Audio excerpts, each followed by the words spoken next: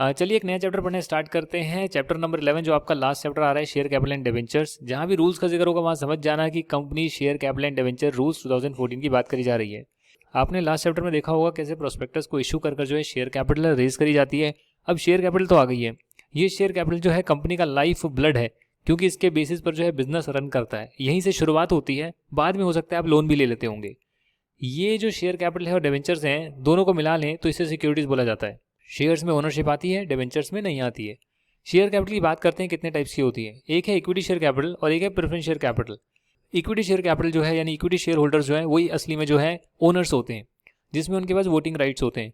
But कई जगहों पर जो है डिफरेंशियल वोटिंग राइट्स भी हो सकते हैं, यानी डिविडेंड नहीं करेंगे या कोई और राइट उन्हें नहीं मिलेगा तो वो हो सकता है, उसे डिफरेंशियल राइट बोलते हैं। अगर आप टाइप करेंगे Tata motor DVR differential voting right, उसके शेयर्स अलग प्राइस पे ट्रेड होते हैं।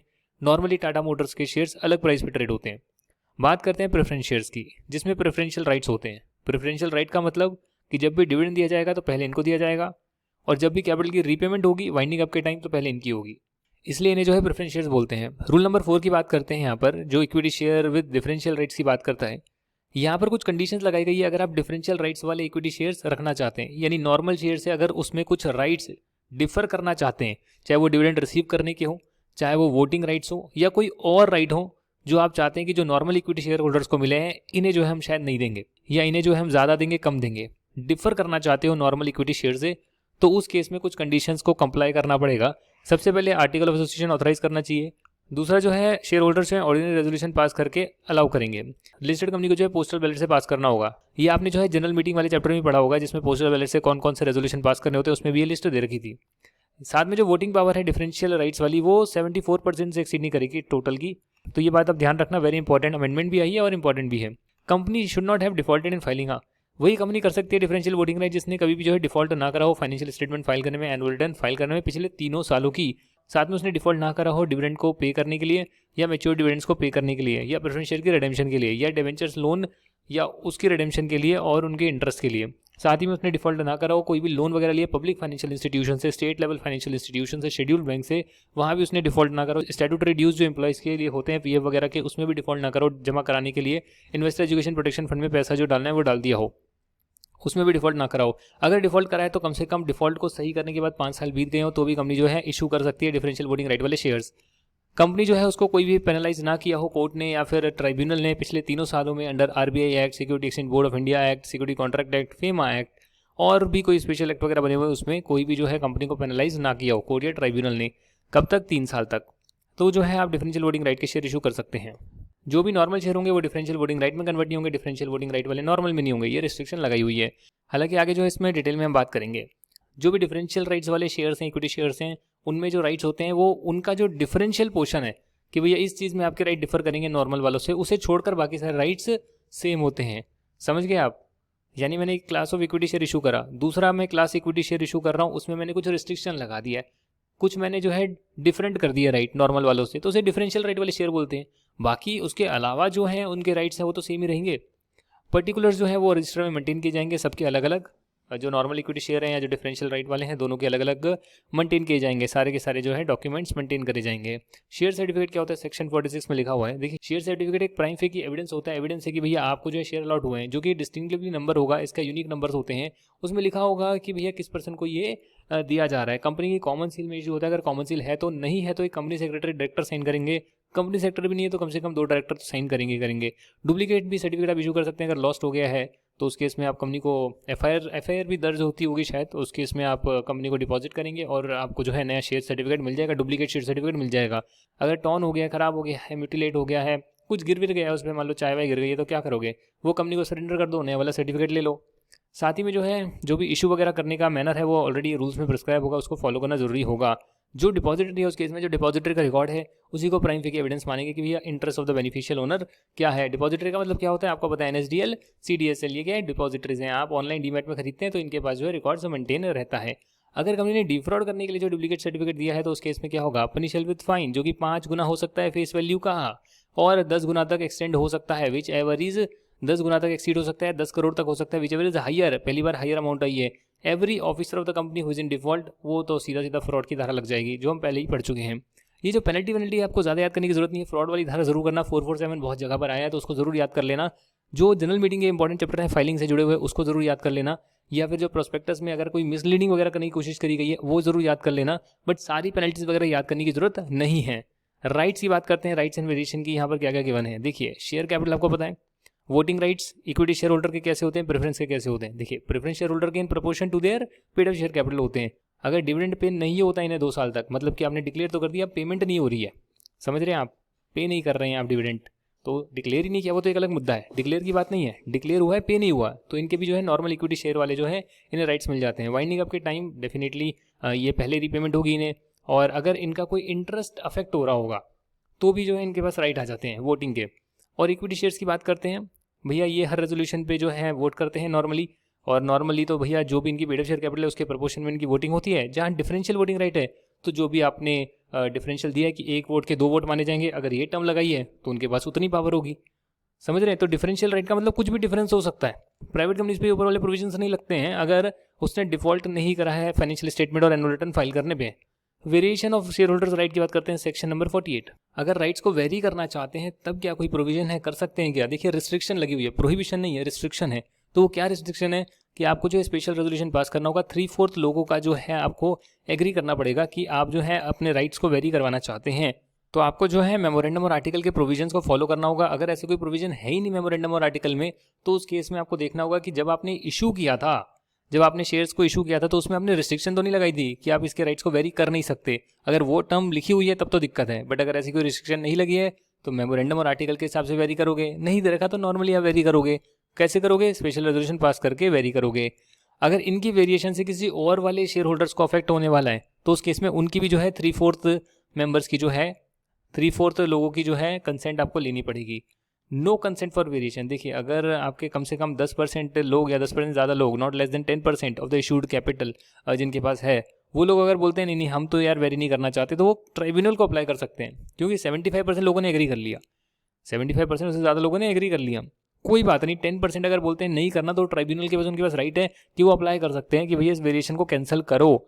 और एप्लीकेशन जो है 21 दिन में आपको करनी पड़ेगी। जब कंसेंट वगैरह दे दी मेजोरिटी ने, उसके बाद जो है आप 21 दिन में अप्लाई कर सकते हैं एप्लीकेशन में। और जो भी है सब लोगों के भी यहाँ पर एक बंदा भी अप्लाई कर सकता है अगर राइटिंग में कंसेंट ले लिए तो।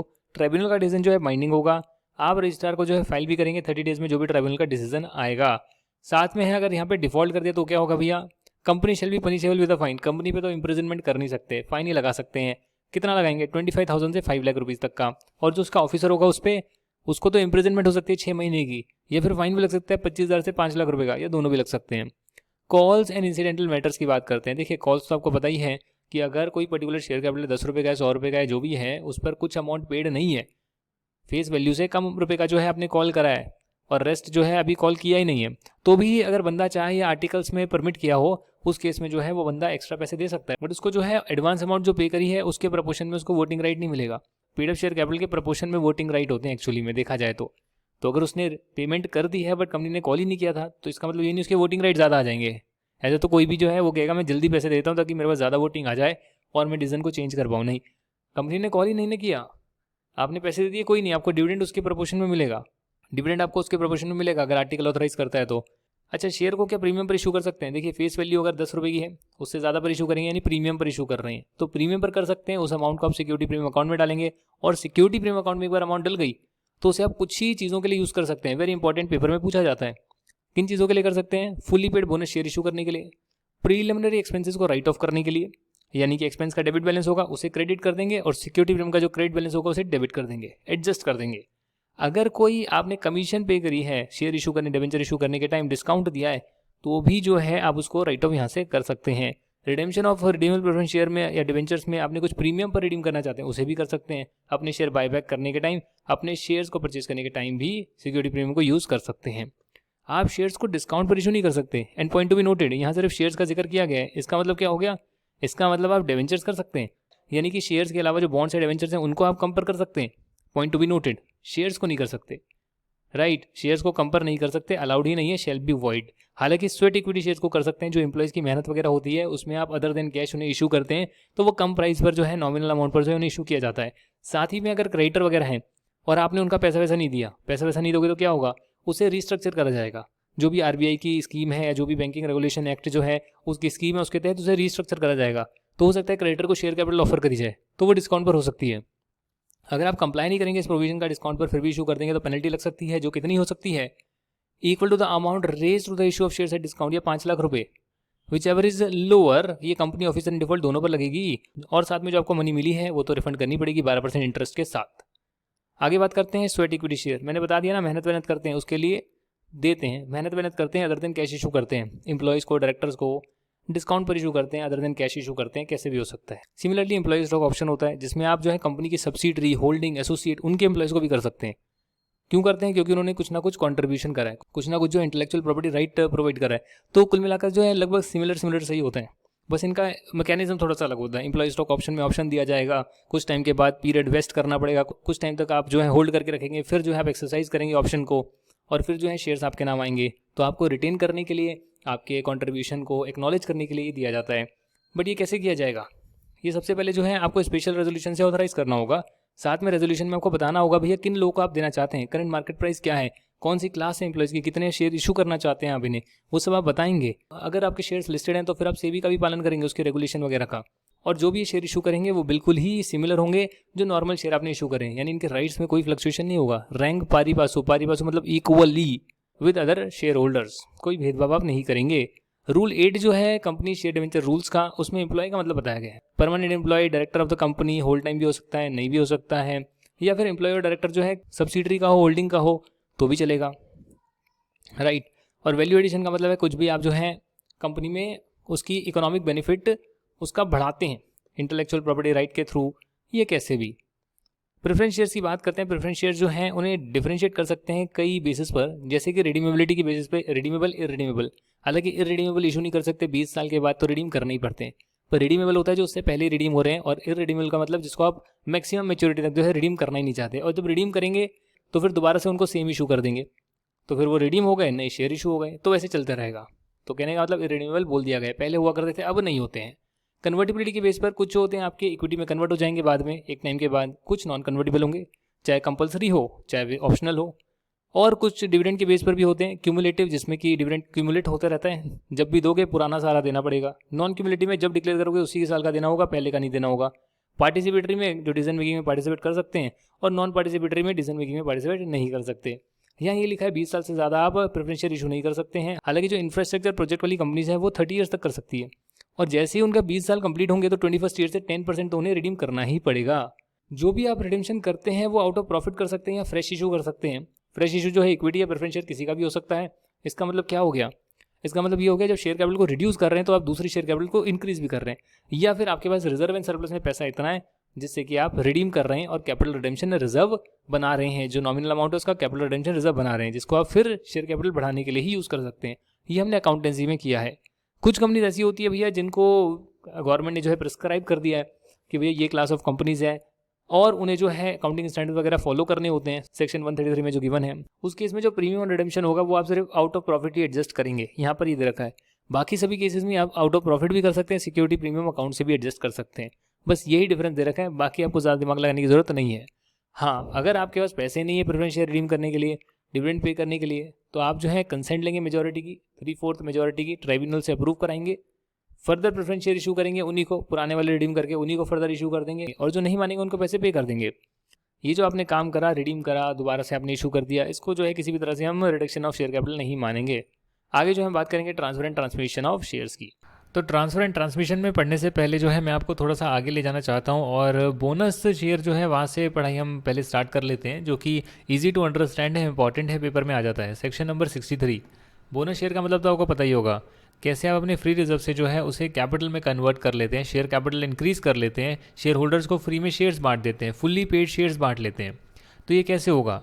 ये हो सकता है, देखिए, अगर मान लेते हैं रेशो गिवन है 1:3, यानी कि 3 अगर शेयर आप होल्ड करते हैं तो उसके बदले आपको 1 फ्री शेयर अलॉट होगा।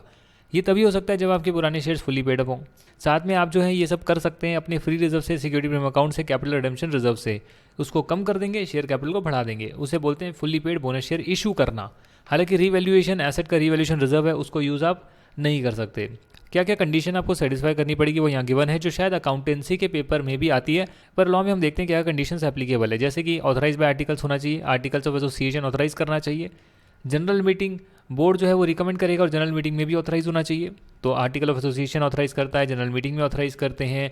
कोई आपने डिफॉल्ट नहीं करा फिक्स डिपॉजिट, डेट सिक्योरिटीज़ वगैरह को रीपे करने के टाइम, कोई आपने डिफॉल्ट नहीं करा स्टैट्यूटरी ड्यूज जो एम्प्लॉइज़ के होते हैं जैसे कि पीएफ, ग्रेट्युटी बोनस, उसे पे करने के टाइम आपने सभी शेयर्स को पहले फुली पेड कर लिया, उसके बाद आपने जो है बोनस इशू किया, और जो भी कंडीशन प्रिस्क्राइब एक्ट में वो सारी आपने फॉलो करी। आप बोनस शेयर्स को डिविडेंड के लिए में नहीं दे सकते, यानी आपने डिविडेंड डिक्लेयर करा और डिविडेंड देने की बजाय आपने बोनस शेयर्स दे दिए, ऐसा नहीं होगा। डिविडेंड कैश में जाता है, बोनस शेयर्स तो नॉन कैश होते हैं, आपको पता ही है। Capital profit, security premium and capital redemption reserve को यूज़ किया जा सकता है। एक बार कंपनी ने अनाउंस कर दिया, बोर्ड मीटिंग में बोर्ड ने रिकमेंड कर दिया बोनस इशू, उसके बाद उसे विड्रॉ नहीं किया जाएगा, नोटिस दिया जाएगा रजिस्ट्रार को। डेफिनेटली जब आप बोनस इशू करेंगे, हो सकता है आपकी ऑथराइज कैपिटल अल्टर हो, तो उस केस में आपको जो है अपनी शेयर कैपिटल अल्टर करनी पड़ेगी। अगर आपकी ऑथराइज कैपिटल जो है वो इंक्रीज़ करनी पड़ रही है, 1 लाख शेयर की आपकी ऑथराइज कैपिटल है, 1 लाख शेयर आपने इशू करे हुए थे, अब बोनस इशू करोगे तो क्या होगा, पेड अप शेयर कैपिटल बढ़ जाएगी, but paid up share capital authorise से ज़्यादा नहीं हो सकती, तो ऑथराइज भी इंक्रीज करनी पड़ेगी। इन दैट केस मेमोरेंडम को चेंज करना पड़ेगा उसका कैपिटल क्लॉज। तो जैसे हम कैपिटल को अल्टर करते हैं वो आपको सारे प्रोविजंस फॉलो करने पड़ेंगे रेजोल्यूशन वगैरह पास करके। अगर गवर्नमेंट ने ऑर्डर किया डेफिनेटली उस केस में भी आपको ऑथराइज कैपिटल बढ़ानी पड़ सकती है, या आप कई बार रिडीम करते हैं रिडीमेबल प्रेफरेंस शेयर, उस केस में भी जो है कैपिटल चेंज हो सकती है। तो इन सभी केसेस में जो है आरओसी को तो वैसे भी आप फाइल करेंगे 30 डेज़ के पीरियड में, अगर आपने कैपिटल अल्टर करी है तो अल्टर मेमोरेंडम के साथ। रिडक्शन ऑफ शेयर कैपिटल की बात करते हैं। बिजनेस में बहुत सारे लॉसेज हो गए और आपको लगता है कि जितनी कैपिटल आ रही है वो एसेट में रिप्रेजेंट नहीं कर रही है, एक्चुअली में एसेट उससे कम है, तो कैपिटल कहीं ना कहीं हमें रिड्यूस करनी चाहिए। या फिर एक्सेस कैपिटल है जो कि जनरली केस देखने मिलता नहीं है, एक्सेस कैपिटल है, ज़्यादा कैपिटल पड़ी है, चलो रिटर्न कर देते हैं, तो कर सकते हो आप, बट उसके लिए आपको पहले स्पेशल रेजोल्यूशन पास करना पड़ेगा। इसका बहुत ज़्यादा प्रोविजंस है, बहुत बड़े बड़े प्रोविजंस है, क्योंकि ट्राइब्यूनल जो है एक तरह से वो इंश्योर करेगा कि आपके जो क्रेडिटर्स वगैरह हैं उनके लिए कोई डिसएडवांटेज पोजीशन ना हो। उन्होंने आपको पैसा दिया और आप कैपिटल रिड्यूस कर रहे हैं, उनका पैसा दिए बिना रिड्यूस कर रहे हैं, आप सॉल्वेंट तो है नहीं है, 1 साल चला पाएंगे नहीं चला पाएंगे, तो बहुत सारी चीज़ें देखनी होती है। अगर आप कैपिटल रिड्यूस कर रहे हैं, बढ़ाने में इतनी दिक्कत नहीं है, बट रिड्यूस करने में दिक्कत है।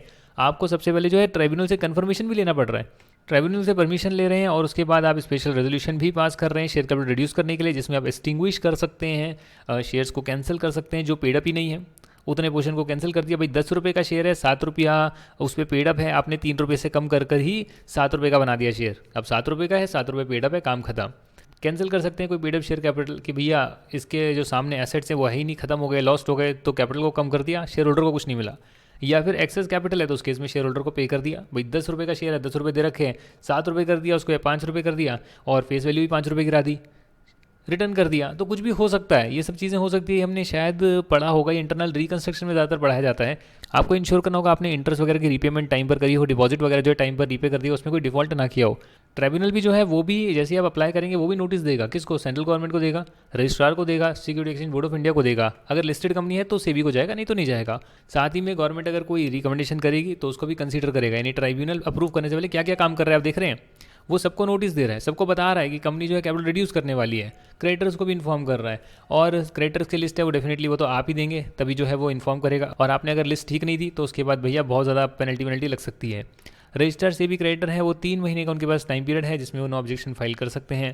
ट्राइब्यूनल उसके बाद जो है ऑर्डर देगा, कंसेंट वगैरह मिल गई है तो उस केस में जो है वो इंश्योर करेगा कि जितने भी क्रेडिटर हैं वो आपके डिस्चार्ज हो गए हैं या फिर वो सिक्योर्ड हैं, ताकि जो है उनको कोई लॉस ना हो, और उसके बाद जो है सब कुछ देखकर जो है उसके बाद वो अपनी कंसेंट देगा, या फिर क्रेडिटर की कंसेंट रिसीव हो गई है, ये सब देखने के बाद जो है वो ऑर्डर पास करेगा कि वे रिडक्शन कर लो, और जो रिडक्शन का ट्रीटमेंट है वो अकाउंटिंग स्टैंडर्ड के हिसाब से आप लोग करेंगे, पब्लिश भी कर देंगे। आप जो ट्राइब्यूनल का ऑर्डर है वो कंपनी पब्लिश करेगी, जैसे ट्राइब्यूनल डायरेक्ट करेगा कहाँ पब्लिश करना है, और जो है सर्टिफिकेट कॉपी जो है वो आप रजिस्ट्रार को भी सबमिट करेंगे, कितनी amount of share capital, number of shares हैं, ईच शेयर की कितनी अमाउंट है, और कितनी कैपिटल जो है पेड अप हो गई है, और ये सब चीज़ें जो आप रजिस्ट्रार को 30 डेज़ में दे देंगे, जब ऑर्डर है उसके 30 डेज़ में आप दे देंगे, और उसके बाद क्या होगा वो रजिस्टर करेगा और इसका एक सर्टिफिकेट आपको इशू कर देगा। ये जो प्रोविजन है बाईबैक पर नहीं लगते हैं, बाईबैक जो हम आगे पढ़ेंगे। तो एक बार आपने लाइबिलिटी को रिड्यूस कर दिया मेंबर की, उसके बाद मेंबर्स की लाइबिलिटी रिड्यूस हो जाएगी, उसके बाद उनकी एक्स्ट्रा लाइबिलिटी नहीं होगी कि भैया बाकी अनपेड है उसके लिए पैसे दो, अब वो जो है उसको रिड्यूस कर दिया गया है, तो अब आपकी लाइबिलिटी हट गई है। अगर कुछ क्रेडिटर ऐसे निकल कर आते हैं कि भाई जहाँ पर इग्नोर हो गया है, उन्हें पता नहीं लगा कि आपने कब रिड्यूस कर लिया है, उन्हें बाद में पता लगता है, और कहीं ना कहीं जो है कंपनी डिफ़ॉल्ट कर देती है, उनका पैसा नहीं दे पाती, तो उस केस में क्या होगा, तो उस केस में जो मेंबर होगा जिस दिन ये ऑर्डर पास किया गया था और उस दिन जो क्रेडिटर वगैरह खड़े होंगे उनको ये सब जो है पैसा उन्हें देना पड़ेगा, ये जो पेमेंट है डेट वगैरह की उन्हें देनी पड़ेगी, नॉट एक्सीडिंग द अमाउंट जो वो कंट्रीब्यूट करते अगर वो उसी दिन जो है इमीडिएटली उस दिन जो है कंपनी वाइंड अप हो जाती। मतलब कि ट्रिब्यूनल का जब ऑर्डर है अगर फुली पेड अप शेयर है, सारे के सारे पेड अप शेयर हैं, तो उनकी और एक्स्ट्रा लाइबिलिटी बनती नहीं है, उसको कम कर दिया, ठीक है कोई बात नहीं कम कर दिया।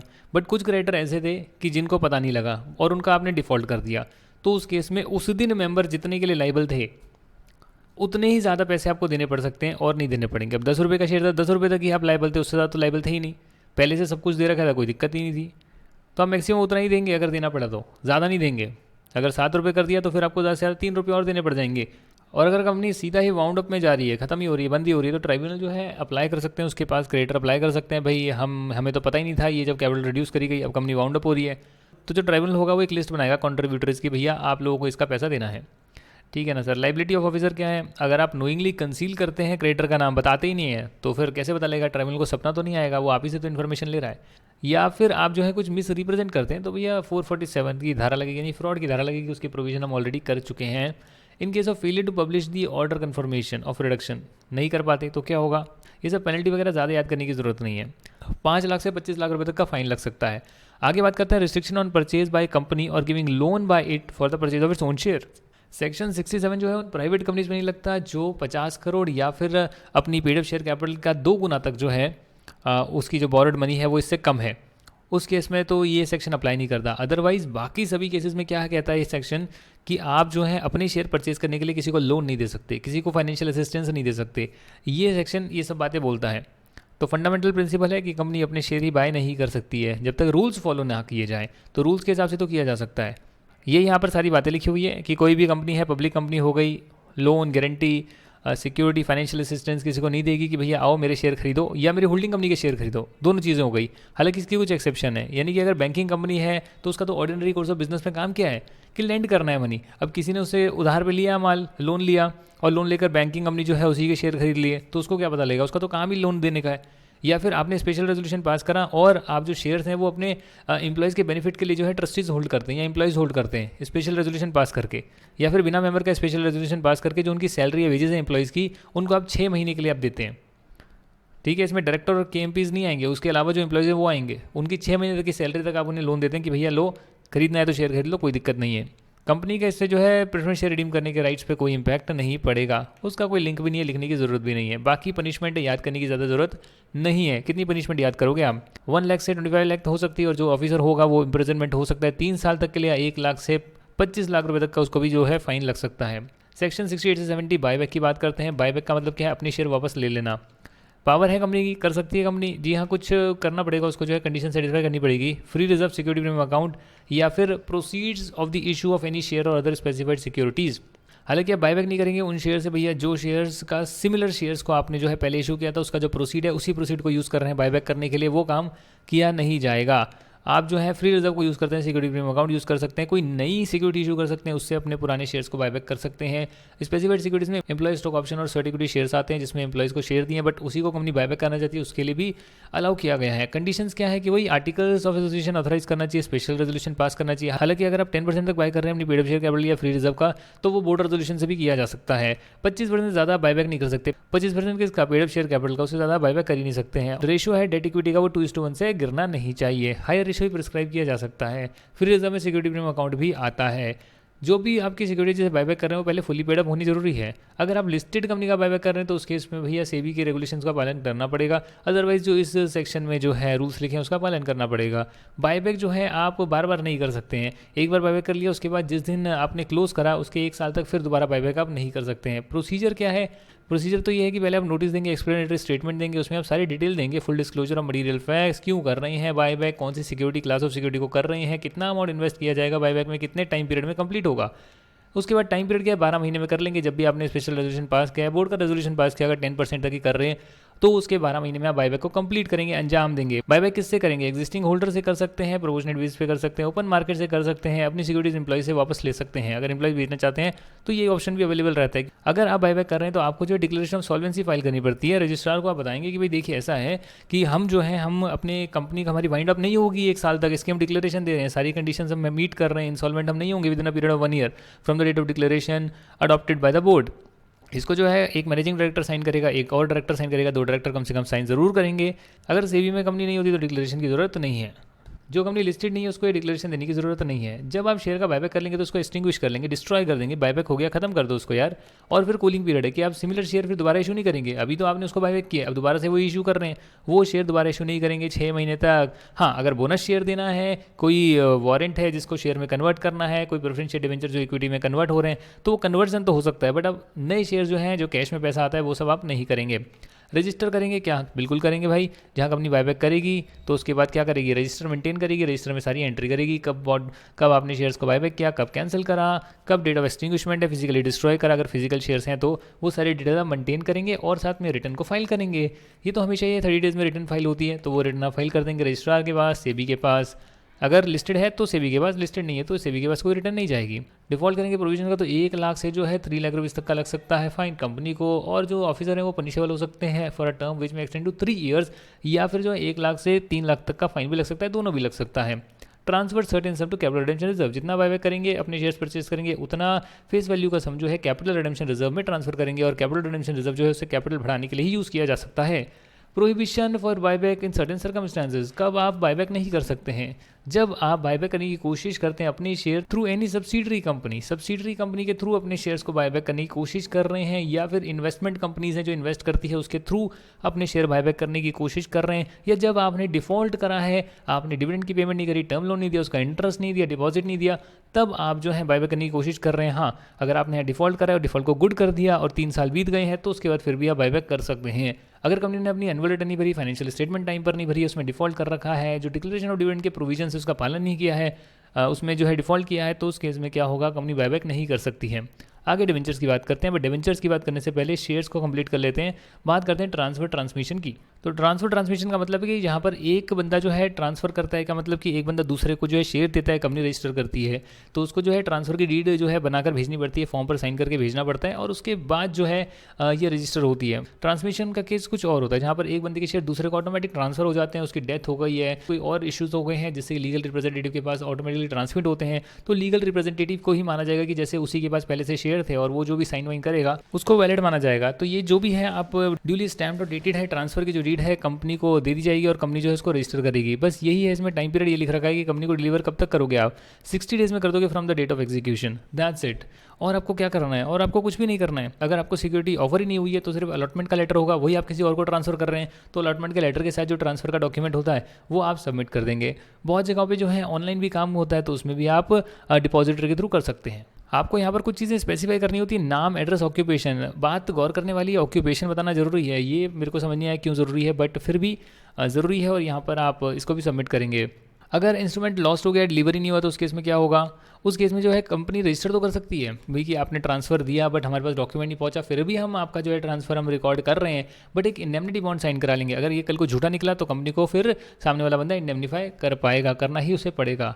गवर्नमेंट कंपनी के केस में क्या होता है? देखिए, गवर्नमेंट कंपनी के केस में जो है ये स्नैप वाली जो है कंडीशन अप्लाई नहीं करती है with respect to bonds issued by the government company. Provided intimation जो है ट्रांसफर ने दे दी हो, सारा का सारा जो नेम, एड्रेस, ऑक्यूपेशन है वो दे दिया हो, या सर्टिफिकेट ऑफ अलॉटमेंट दे दिया हो, इन केस अलॉटमेंट लेटर ही आए हैं। हालांकि ट्रांसमिशन के केस में जो है कुछ अलग होता है, जैसे मैंने आपको बताया, जिस बंदे को ट्रांसमिट हुए वो जो है सबमिट करता है डॉक्यूमेंट्स और कंपनी जो है उसको रजिस्टर कर लेती है। अगर ट्रांसफर अपनी स्व इच्छा अनुसार किसी और को अपने शेयर दे रहा है कि भाई मैं तो इस बंदे को दे रहा हूँ, मुझे तो मतलब नहीं है, कोई फ्री में दे रहा है तो दे सकते हैं ना, बट अगर पार्टली पेड शेयर दे रहा है तो उसमें कुछ लोचा है। क्यों? क्योंकि इसमें कुछ अमाउंट देना बाकी है। अगर आपने शेयर किसी को ट्रांसफर कर दिए तो उसके ऊपर लाइबिलिटी आ जाएगी कि भैया जो बाकी का अमाउंट है वो आपको देना पड़ेगा। तो इस केस में जो है इस ट्रांसफर को ऐसे ही आसानी से जो है रजिस्टर नहीं किया जाएगा unless company give notice of the application to the transferee कि भैया देख लो आपको जो है ट्रांसफर किए जा रहे हैं, आपकी कोई ऑब्जेक्शन तो नहीं है, विद इन 2 वीक्स जो है बता दीजिए। कंपनी जो सर्टिफिकेट है वो करीब करीब आप कह सकते हैं जो सब्सक्राइबर टू मेमोरेंडम है उन्हें 2 महीने में इनकॉर्पोरेशन के सबमिट करेगी। जहाँ पर आप फ्रेश शेयर इशू करते हैं उस केस में जो है 2 महीने of the date of allotment में जो है आपको सर्टिफिकेट डिलीवर हो जाएगा। आजकल ऑनलाइन होता है ना सारा काम, तो वो डिपॉजिटरी के थ्रू होता है। ये है फिजिकल सर्टिफिकेट वाली बात करी जा रही है। ट्रांसमिशन होगा उस केस में क्या है 1 महीने में हो जाएगा, 1 महीने from the date of receipt of the instrument of transfer और ट्रांसमिशन, जो भी है ट्रांसफर और ट्रांसमिशन हो जब कंपनी को मिला उसके 30 दिन में करना ही पड़ता है सर्टिफिकेट इशू। और डिवेंचर के केस में 6 महीने का टाइम पीरियड है अलॉटमेंट डेट से। जहाँ पर ऑनलाइन होते हैं वहाँ डिपॉजिटरी के थ्रू होता है, तो वहाँ तो इमीडिएटली हो जाता है, उसमें ज़्यादा टाइम लगता नहीं है।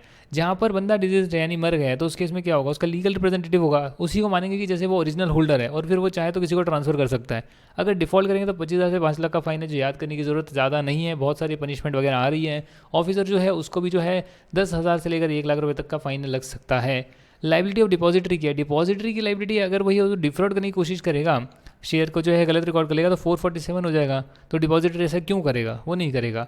पनिशमेंट फॉर पर्सोनेशन, आप जो है मिस रिप्रेजेंट करते हैं, गलत करते हैं, यानी अपने आप को जो है ओनर प्रिटेंड कर जो है साइन वाइन करके जो है आप कुछ भी करने की कोशिश करते हैं, यानी कि आप डिसीटफुली पर्सोनेट करते हैं, आप एक्चुअली में वो है नहीं व्यक्ति जो आप बता रहे हैं, और जो है इंटरेस्ट वगैरह सिक्योरिटी वगैरह जो ऑब्टेन करने की कोशिश करते हैं, जबकि आप वो है ही नहीं बंदे। तो क्या होगा भैया, इसमें तो सीधा ही फ्रॉड कर दिया ना, इसमें तो सीधा ही जो है बहुत बड़ा काम कर दिया है। तो सीधा 1 साल तक की जेल हो सकती है, और 3 साल तक भी जा सकती है ये, और 1 लाख रुपए से लेकर जो है 5 लाख रुपए तक का फाइन भी लग सकता है। तो ये सब जो है काम झाम हो सकता है, इसके लिए थोड़ा सा सतर्क हो जाइए। रिफ्यूजल ऑफ रजिस्ट्रेशन क्या है भैया, अपील अगेंस्ट रिफ्यूजल। रिफ्यूजल का मतलब है कि कंपनी रजिस्टर नहीं करती है, तो उस केस में क्या होगा, अगर प्राइवेट कंपनी है, लिमिटेड बाय शेयर्स है, रिफ्यूज़ कर देती है हम रजिस्टर नहीं करेंगे, तो आपके पास ऑप्शन क्या बचेगा। तो उस केस में जो है कंपनी को अपना नोटिस देना पड़ेगा कि वो रिफ्यूज़ कर रहे हैं। जब कंपनी को जो है इंस्ट्रूमेंट रिसीव हो गया है ट्रांसफर का, ट्रांसमिशन का, उसके 30 डेज में उन्हें नोटिस इशू करना पड़ेगा। अगर वो रिफ्यूज़ करते हैं तो बताना तो पड़ेगा ही। और पब्लिक कंपनी के केस में तो फ्रीली ट्रांसफरेबल होते हैं शेयर्स, तो उसमें तो कोई दिक्कत होनी नहीं चाहिए। तो जो ट्रांसफर है वो ट्राइब्यूनल को जो है अपील कर सकता है कि भाई 30 डेज़ में, जब नोटिस मिल गया था, और नोटिस मिला ही नहीं तो 60 डेज़ में कर सकता है। जब उसने एक्चुअली में इंस्ट्रूमेंट भेजा था उसके 60 दिन में उसे इंटीमेशन ही नहीं मिली, तो 60 दिन में जो है अपील कर सकता है। 30 दिन बीत गए, नोटिस मिल नहीं रहा, क्या करेगा वो भैया अपील कर देगा कि भाई मेरा ट्रांसफर रजिस्टर ही नहीं हुआ है। उसकी अगर इन्फॉर्मेशन मिलती है तो अपील कर देगा। और पब्लिक कंपनी के केस में क्या होगा, अगर कंपनी जो है 30 डेज़ में मना कर देती है, जब उसको मिला इंस्ट्रूमेंट उसने 30 डेज़ में मना कर दिया, भाई हम तो रिकॉर्ड नहीं करेंगे इसको, तो ट्रांसफरी जो है फिर 60 डेज़ में, जब ये रिफ्यूज़ल करा गया है या फिर इंटीमेशन मिली नहीं, तो फिर उसके इसमें 90 डेज़ में जो है ट्राइब्यूनल को अपील कर सकता है। तो टाइम लिमिट दे रखी है, आप ट्राइब्यूनल को कब तक अपील कर सकते हैं, प्राइवेट कंपनी के केस में और पब्लिक कंपनी के केस में। ट्राइब्यूनल के बाद फिर ऑप्शन है कि वो क्या करना चाहेगा। वो बोल सकता है कंपनी को कि कंप्लाई करो कुछ कंडीशंस में with in 10 days of receipt of the order, और साथ में जो है डायरेक्ट भी कर सकता है कि रजिस्टर वगैरह को आप रेक्टिफाई करो, इन बंदों का नाम डालना है, जिसका सही डालना है उसका सही नाम डालो, डैमेजेस वगैरह पे करो। ट्राइब्यूनल ये सब जो है ऑर्डर दे सकता है, और ट्राइब्यूनल को ऑर्डर नहीं माना 1 साल से 3 साल तक की जेल हो सकती है, और फाइन भी लग सकता है 1 लाख से 5 लाख रुपए तक का।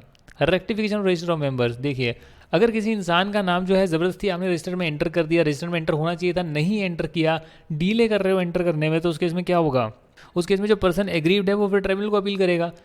अगर वो इंडिया के बाहर रजिस्टर मेंटेन होता है, फॉरेन रजिस्टर, तो वहाँ की कंपनी अथॉरिटी को जो है अपील करेगा कि भाई रेक्टिफाई करो, मेरा नाम आना चाहिए, रजिस्टर में नहीं डाल रहे लोग।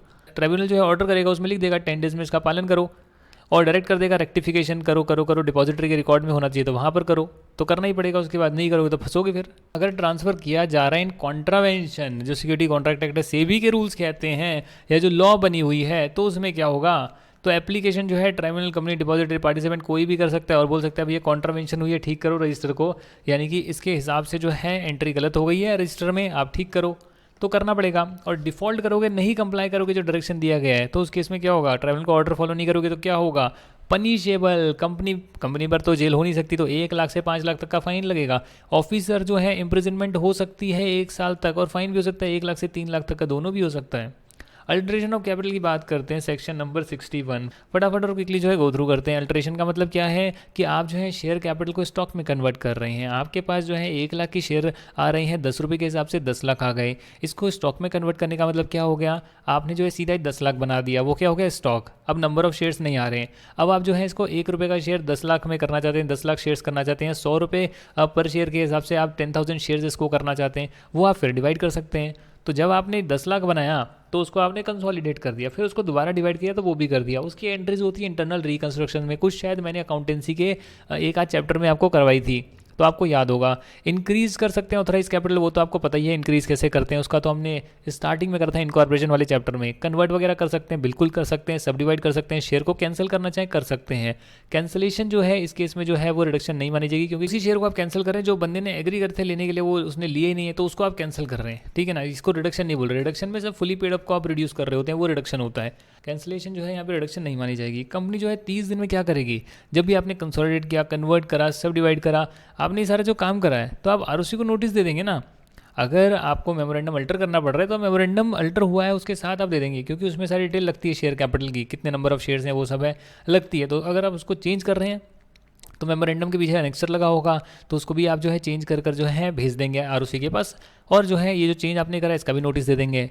फर्दर जो है आप राइट शेयर इशू कर सकते हैं, प्रेफरेंशियल अलॉटमेंट कर सकते हैं, वो तो कर ही सकते हैं, उसमें तो कोई इशू है ही नहीं है। एग्जिस्टिंग सिक्योरिटी होल्डर्स को आप इशू कर ही सकते हैं। पब्लिक कंपनी जो है वो भी इशू कर सकती है, राइट शेयर या बोनस शेयर इशू कर सकती है, उसमें भी कोई दिक्कत नहीं है। सेबी के प्रोविजन फॉलो करने पड़ेंगे अगर लिस्टेड कंपनी है तो, अदरवाइज एक्ट के प्रोविजन फॉलो करने पड़ेंगे। यहाँ पर लिख रखा है as per section 62 at any time अगर कंपनी इंक्रीज करना चाहती है अपनी सब्सक्राइब कैपिटल, तो उस केस में क्या होगा, सबसे पहले जो है वो राइट शेयर इशू कर सकती है, यानी कि जो उसके एग्जिस्टिंग होल्डर्स हैं उनको ऑफर कर सकती है कम प्राइस पर कि भैया मेरे शेयर्स को सब्सक्राइब कर लो। ऑफर जो है वो डेफिनेटली आप नोटिस के थ्रू भेजेंगे, टाइम पीरियड रखेंगे 15 से 30 डेज़ का, जिसमें आपने ऑफर करा है कि एक्सेप्ट कर लो या डिक्लाइन कर लो, आपकी मर्जी है। प्राइवेट कंपनी जो है अगर 90% लोग एग्री करते हैं तो कम टाइम पीरियड भी रख सकती है। अगर आर्टिकल ऑफ एसोसिएशन प्रोवाइड करता है तो जो है आप अपने शेयर किसी और को भी दे सकते हैं, जिसको रिनाउंस बोलते हैं, तो राइट्स को बेच भी सकते हैं, वो भी पॉसिबिलिटी है। एक्सपायर हो गया टाइम पीरियड, उसके बाद आप इसको जो है एक्सेप्ट नहीं कर सकते, और डायरेक्टर के पास होगा कि वो कैसे भी उन शेयर्स को डिस्पोज करें। भाई जिन लोगों को राइट दिया और उन्होंने नहीं लिया तो उनके शेयर को डिस्पोज इस प्रकार करें कि किसी के लिए भी डिसएडवांटेजियस पोजीशन में जो है कोई भी ना हो। एम्प्लॉयज़ को भी दिया जा सकता है इस शॉप के अंदर, तो उसके लिए भी एक रेजोल्यूशन पास करना पड़ेगा, तो वो भी पास कर जो है प्राइवेट कंपनी जो है ऑर्डिनरी रेजोल्यूशन पास कर एम्प्लॉयज़ को भी दे सकती है। और कंपनी चाहे तो अपनी शेयर किसी और को भी ऑफर कर सकती है, बट उस केस में बाहर वालों को ऑफर कर रहे हैं तो उस केस में क्या होगा, एक वैल्यूअर से आपको अपनी वैल्यूएशन करानी पड़ेगी, क्योंकि प्राइवेट कंपनी के शेयर अगर लिस्टेड नहीं है तो फिर उसका शेयर का वैल्यू कैसे निकलेगा, तो कहीं ना कहीं वैल्यूएशन तो आपको करवानी पड़ेगी। उस केस में वैल्यूएशन कराने के बाद किसी और को भी शेयर्स ऑफर करे जा सकते हैं। जो भी इन शेयर्स को इशू करने का प्रोसेस होगा वो तो प्राइवेट प्लेसमेंट के अंडर कवर्ड हम ऑलरेडी कर चुके हैं, वो लास्ट वाले चैप्टर में हमने किया था। नोटिस जो है उसे डिस्पैच करना पड़ेगा रजिस्टर्ड पोस्ट से, स्पीड पोस्ट से, इलेक्ट्रॉनिक से भी कर सकते हैं 3 दिन before the opening of the issue, है ना। तो 3 दिन पहले ही आप नोटिस भेज देंगे ताकि उनके पास नोटिस पहुंच जाए और उसके बाद वो इशू में पार्टिसिपेट कर पाए। हालांकि ये सेक्शन अप्लाई नहीं करेगा अगर आपके डिबेंचर्स हैं, लोन है, उसमें उन्हें कन्वर्ट जो है वो शेयर में हो सकते हैं, उसके लिए कुछ ऑप्शन पहले से उन्हें दिया गया था, तो वो उस ऑप्शन को एक्सरसाइज कर रहे हैं, तब ये सेक्शन नहीं लगेगा, प्रोवाइडेड उनकी जो टर्म्स एंड कंडीशंस है वो सारी की सारी पहले ही स्पेशल रेजोल्यूशन पास करके एग्री हो चुकी है। अगर आपने डिबेंचर या लोन गवर्नमेंट से लिया है तो उस केस में क्या होगा, गवर्नमेंट को लगता है कि पब्लिक इंटरेस्ट में है कि अगर आप पैसा नहीं दे सकते तो कोई बात नहीं, इसको शेयर कैपिटल में कन्वर्ट कर दीजिए, क्योंकि पैसा देने की कैपेसिटी नहीं है, तो फिर उन टर्म्स एंड कंडीशन पे जो है इसे कन्वर्ट भी किया जा सकता है, शेयर्स में डिबेंचर लोन को कन्वर्ट भी किया जा सकता है अगर गवर्नमेंट डायरेक्ट करती है तो। अगर आप में जो है टर्म्स एंड कंडीशन आपको एक्सेप्ट नहीं होती है तो उसके इसमें 60 दिन का टाइम पीरियड दिया गया है कि आप जो है ट्राइब्यूनल को अपील कर सकते हैं कि भाई गवर्नमेंट ने बोला कि उसका जो लोन दिया था और जो भी डिवेंचर दिया था उसे वो शेयर कैपिटल में कन्वर्ट करने, बट जो टर्म्स एंड कंडीशन लगाई है कि भैया इतने डिवेंचर्स के इतने शेयर मिलेंगे, ऐसा कुछ भी लगाया है, तो भैया वो हमें फेवरेबल नहीं लग रही है, तो आप अपील कर सकते हैं। उसके बाद ट्राइब्यूनल सारी टर्म्स एंड कंडीशन देखेगा, कंपनी की फाइनेंशियल पोजीशन भी देखेगा, सारा का सारा चीज़ एनालाइज करेगा, क्या रेट ऑफ इंटरेस्ट पेबल था उन डिवेंचर्स पे, लोन पे, क्या मैटर्स थे, सब कंसीडर करने के बाद जो है अपना ऑर्डर पास करेगा। तो जहाँ पर ट्राइब्यूनल अपील डिसमिस कर देता है या आपका जो है आप अपील करते ही नहीं है तो उस केस में क्या होगा, उस केस में तो आपको अल्टर करनी पड़ेगी, शेयर कैपिटल अगर बढ़ रही है तो अल्टर करनी ही पड़ेगी। इंक्रीज़ कर रहे हो आप ऑथराइज कैपिटल तो भी उसमें इंक्रीज़ आपको करना पड़ सकता है, तो फिर क्या होगा, तो आप उसको इंक्रीज़ करेंगे, आरओसी को फाइल कर देंगे। लिस्टेड कंपनी जो है बॉम्बे स्टॉक एक्सचेंज BSE पर लिस्टेड है, intends to offer new shares to non members, all existing members were against the same point on the validity of the same. Here in the given case section 62 क्या बताता है कि further shares in a company limited by shares may be issue to non members under certain circumstances in compliance with the provision offer of new shares to non member is valid. मतलब आप non members को नया तो offer कर सकते हैं, पर generally लिखा गया है पहले आप अपने एग्जिस्टिंग मेंबर्स को राइट इशू करेंगे अगर आप करना चाहते हैं तो। अगर आप नॉन मेंबर्स को करना चाहते हैं तो फिर वो वैल्यूएशन रिपोर्ट लेनी पड़ेगी, प्राइवेट प्लेसमेंट करनी पड़ेगी, टर्म्स एंड कंडीशन फॉलो करनी पड़ेगी, तो आप नॉन मेंबर्स को भी कर सकते हैं, तो रिस्ट्रिक्शन नहीं है, कंडीशंस लगाई हुई है। अब यहाँ पर जो हम सारी चीज़ें कर चुके हैं तो उसके बाद हम आगे पढ़ेंगे डिवेंचर से। डिवेंचर तो आपको पता है कि लोन होता है, एक तरीके का इंस्ट्रूमेंट होता है, लोन होता है जो सिक्योर्ड अनसिक्योर्ड भी हो सकता है, कन्वर्टिबल नॉन कन्वर्टिबल भी हो सकता है, रिन्यूएबल इररिन्यूएबल भी हो सकता है। सेक्शन 71 जो है बताते हैं सारे प्रोविजंस कंटेन है इशू ऑफ डिवेंचर्स के बारे में। आप जो है इसमें ऑप्शन लगा सकते हैं कि आप इसको बाद में शेयर में कन्वर्ट करेंगे या नहीं करेंगे, होली या पार्टली हो सकता है, ऑप्शनल भी हो सकता है, मर्जी है, बट जो भी है आप पहले इसको स्पेशल रेजोल्यूशन से अप्रूव करेंगे। क्यों? क्योंकि अल्टीमेटली मेंबर्स ही डिसाइड करेंगे ना कि हम इन लोन वालों को जो है और मेंबर्स बनाएंगे या नहीं बनाएंगे, कंपनी पहले डिसाइड करेगी। No company shall issue debenture, debentures में कभी वोटिंग राइट्स नहीं होते हैं। सिक्योर डिवेंचर्स आप इशू कर सकते हैं, उसमें कोई इशू नहीं है। टर्म्स एंड कंडीशन वही रूल्स में जो लिखी हुई है company share capital and debenture rules में, उसको फॉलो करना जरूरी होगा। डिवेंचर रिडेम्पशन रिजर्व बनाना होगा, हालांकि उसके लिए अभी जो है अपडेट आई है तो उस अपडेट को फॉलो करके जो है आपको बनाना होगा। आप कोई भी जो है एडवर्टीजमेंट वगैरह उन लोगों को नहीं करेंगे, 500 लोगों को जो है एक्सीड करने का आप एडवर्टीजमेंट वगैरह नहीं करेंगे अपने डिवेंचर्स में सब्सक्राइब करने के लिए, unless the company has appointed one और मोर डिवेंचर ट्रस्टीज़। तो अगर 500 से ज़्यादा लोगों को आप डिवेंचर ऑफर कर रहे हैं तो फिर डिवेंचर ट्रस्टीज़ का कॉन्सेप्ट आ जाता है। डिवेंचर ट्रस्टीज जो है डिवेंचर होल्डर्स की देख रेख में जो है काम करते हैं, उनके इंटरेस्ट के लिए काम करते हैं। अगर वो सिक्योर्ड है तो एसेट्स की जो सिक्योरिटी होती है वो भी उनके पास रहती है, और वो सारी चीज़ों का देखते हैं कि भाई इन एसेट्स पर जो कोई आँच ना आ जाए, क्योंकि अगर कल को कंपनी पैसा नहीं दे पाई तो इन्हीं एसेट्स को बेच के जो डिवेंचर होल्डर का पैसा चुकाया जाएगा। Debenture trustee to protect the interest of the debenture holders, ये मैंने आपको ऑलरेडी बताई दिया है। लायबिलिटी ऑफ डिवेंचर ट्रस्टी क्या होती है भाई, डिवेंचर ट्रस्टी में आप ऐसा कोई एग्रीमेंट पहली बात तो कर नहीं सकते हैं कि आपका जो डिवेंचर का इशू है वो मैं करवा कर दे दूंगा, ऐसा कोई प्रोविजन आप इंसर्ट नहीं कर सकते, वो तो वॉइड ही होगा। आप साथ में जो है ऐसा भी कुछ नहीं कर सकते जिसमें ट्रस्टी को आप अवॉइड कर दें कि उसकी लायबिलिटी नहीं आएगी, right. Where he fails to show the degree of care and due diligence, तो उसकी लायबिलिटी नहीं आएगी। किसी को एक्सक्लूड कर रहे हैं ये भी नहीं होगा, उनका काम है ये देख रेख करना, तो वो सब काम करेंगे। हालांकि अगर 75% 3/4 डिवेंचर्स जो हैं, डिवेंचर होल्डर्स जो हैं, जो डिवेंचर्स होल्ड करते हैं, तो अगर वो एग्री करते हैं एग्जाम्प्ट करने के लिए तो फिर ठीक है, तो एक तरह से उनका स्पेशल रेजोल्यूशन हो गया कि किसी डिवेंचर ट्रस्टी को वो एग्जाम्प्ट कर रहे हैं तो कर सकते हैं लायबिलिटी से, क्योंकि अल्टीमेटली उन्हीं के हित के लिए तो डिवेंचर ट्रस्टी बने हैं ना। इंटरेस्ट वगैरह जो है पे होना चाहिए टाइम पर, वो भी इंश्योर करना जरूरी होगा। साथ में जो है पिटीशन ट्रिब्यूनल को आप देंगे, कब देंगे, वेर एट एनी टाइम लगता है कंपनी के जो एसेट्स हैं वो इनसफिशिएंट हो गए हैं, जिससे कि आपका जो है डिस्चार्ज नहीं कर सकते आप प्रिंसिपल अमाउंट को, तो कहीं ना कहीं जो है आप ट्रिब्यूनल को पिटीशन दे सकते हैं, और वो रिस्ट्रिक्शन वगैरह लगाया कंपनी पे कि भैया आप जो है फर्दर लायबिलिटी और इनकर नहीं करेंगे, क्योंकि एसेट्स कम हो गए हैं, कल को आप पैसा नहीं दे पाते तो जिन एसेट्स से सिक्योर किया था उनकी वैल्यू कम हो गई है, पैसा अभी तक दिया नहीं है, तो दिक्कत हो सकती है ना। अगर रिडीम ही नहीं कर पाएंगे, फेलियर हो जाएगा तो क्या होगा, कंपनी फेल टू रिडीम या फेल टू पे इंटरेस्ट, तब क्या होगा, ट्रिब्यूनल को एप्लीकेशन दी जाएगी, डिवेंचर होल्डर दे सकते हैं, डिवेंचर ट्रस्टी दे सकते हैं, वो दोनों पार्टीज को सुनेगा, ऑर्डर पास करेगा कि भैया या तो सारा का सारा प्रिंसिपल दे दो या इंटरेस्ट वगैरह जो है उस पर पे करो, तो डंडे मारे जाएंगे यहाँ पे। हाँ, डिफॉल्ट करोगे तो क्या होगा, डिफॉल्ट करेंगे तो उसमें एवरी ऑफिसर जो है who is in default shall be punishable with imprisonment, जेल हो सकती है 3 साल तक की, या फाइन हो सकता है 2 लाख रुपए से 5 लाख रुपए तक का है, दोनों भी हो सकता है। स्पेसिफिक परफॉर्मेंस भी जो है ट्रिब्यूनल ऑर्डर कर सकता है कि आपको तो पे करना ही पड़ेगा डिवेंचर का जो पैसा है। प्रोसीजर जो है प्रिस्क्राइब करा जाएगा बाय सेंट्रल गवर्नमेंट, प्रिस्क्राइब किस चीज़ का प्रोसीजर करा जाएगा, securing the issue of debentures. Form of debenture trust deed कैसी होगी, डिवेंचर होल्डर जो है इंस्पेक्ट कर सकते हैं ट्रस्ट डीड को, कॉपी ऑब्टेन कर सकते हैं। Quantum of debenture redemption reserve क्या होगा, इसके लिए सेंट्रल गवर्नमेंट जो रूल्स बना सकते हैं, रूल्स बनाए हुए हैं डिवेंचर रिडेम्पशन रिजर्व के लिए, जो भी चेंज हुए हैं। डिवेंचर रिडेम्पशन रिजर्व जो है आउट ऑफ प्रॉफिट बनाया जाएगा, कन्वर्टिबल डिवेंचर्स के लिए जो है डीआरआर बनाने की जरूरत नहीं है, नॉन कन्वर्टिबल जो है उन्हीं के लिए जरूरी है। और क्या रेशो है सर इसका, इसमें जो चेंज आया, अमेंडमेंट आई है, वो क्या है पेपर में जो आ सकती है, देखिए इसमें चेंज ये है कि जो आपके ऑल इंडिया के फाइनेंशियल इंस्टीट्यूशंस हैं जो आरबीआई रेगुलेट करती है, या बैंकिंग कंपनीज है, या अदर फाइनेंशियल इंस्टीट्यूशंस, या लिस्टेड कंपनीज है, या listed unlisted non banking financial company, या हाउसिंग फाइनेंस कंपनीज हैं, उनको डीआर की जरूरत ही नहीं है। तो बचा क्या, बच गई अदर अनलिस्टेड कंपनीज जो ऊपर कवर्ड नहीं है, उन्हें 10% डीआर की जरूरत है। फर्दर कुछ कंपनीज को जरूरत है कि भैया डीआरआर आप बनाओ या ना बनाओ, अल्टीमेटली ऑब्जेक्टिव क्या है, ऑब्जेक्टिव ये है कि जो डिवेंचर रिडीम होने वाले हैं उसके लिए पैसा सेपरेट बैंक अकाउंट में रख लो, तो कम से कम 15% तक का जो डिवेंचर आपके नेक्स्ट ईयर मैच्योर होने वाले हैं वो करंट ईयर के जो है 30 अप्रैल तक जो है आप डिवेंचर का एक सेपरेट अकाउंट शेड्यूल बैंक के साथ मेंटेन करेंगे, उसमें आप रख लेंगे। कहाँ रख सकते हैं आप ये, वैसे शेड्यूल बैंक के साथ तो रख सकते हैं जिसपे कोई लीन वगैरह चार्ज वगैरह क्रिएट नहीं होगा, बिल्कुल फ्री रहेगा। ये सेंट्रल गवर्नमेंट स्टेट गवर्नमेंट की सिक्योरिटीज में पैसा डाल के रख सकते हैं, या फिर नोटिफाइड अंडर इंडियन ट्रस्ट जो भी बॉन्ड्स वगैरह हैं उसमें पैसा डालकर रख सकते हैं, सिक्योरिटीज या बॉन्ड्स में पैसा डाल के रख सकते हैं। कौन सी कंपनीज करेगी यहाँ पैसा डाल के रखेगी, डीआरआर बनाया वो भी नहीं है, वो भी सब नहीं, कुछ लोग करेंगे। कौन कौन सी कंपनी है, all unlisted companies other than NBFC and HFC, यानी कि ये unlisted companies other than NBFC HFC तो ऊपर कवर हो गई, तो अनलिस्टेड कंपनी तो सभी आ गई। और लिस्टेड कंपनीज, सारी listed companies including NBFC HFC, but excluding ये all India finance companies, banking companies, other financial institutions, यानी कि listed companies, NBFC, HFC, housing finance companies और अनलिस्टेड कंपनीज जो है, इन सबको जो है ये 15% वाली कंडीशन सेटिस्फाई करनी होती है।